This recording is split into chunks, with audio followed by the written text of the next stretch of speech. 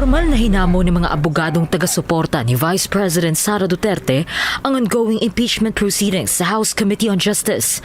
Nagsumite sina Attorney Israelito Torion, Attorney Resi Angeli Rizada Nolasco, Attorney Raul Lambino, Attorney Vic Rodriguez at anim pang mga taga-suporta ni VP Sara ng petition for certiorari and prohibition with a prayer for a temporary restraining order sa Korte Suprema para questionin ang mga ginawang hakbang ng House Justice Committee tulad na lang ng pag-i-issue ng subpoena sa Office of the Ombudsman at National Bureau of Investigation para maglabas ng mga dokumentong makatutulong sa impeachment proceedings. Kabilang na nga rito ang SALN ni VP Sara at NBI records ng mga umano'y pagbabanta ng bise laban sa first couple at dating House Speaker Martin Romualdez.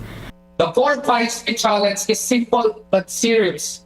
The House Committee on Just Conduct, the strict threshold discipline required by the Constitution and by the House rules on impeachment.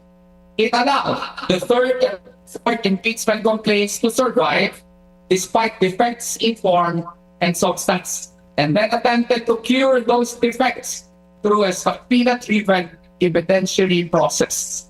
Nilinaw ng mga petitioner na hindi sila naghahain ng petisyon para absueltuhin sa pananagutan si VP Sara. It is about that accountability remains constitutional. Impeachment is a grave constitutional process. It is not a political free-for-all process. It is not a mechanism that may be stretched, improvised, or weaponized, depending on the identity of the respondent.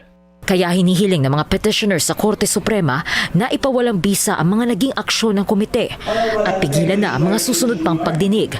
Nararapat lamang daw umusad ang impeachment kung may sapat na batayan nito at sa pamamagitan ng prosesong pinagtitibay ng saligang batas.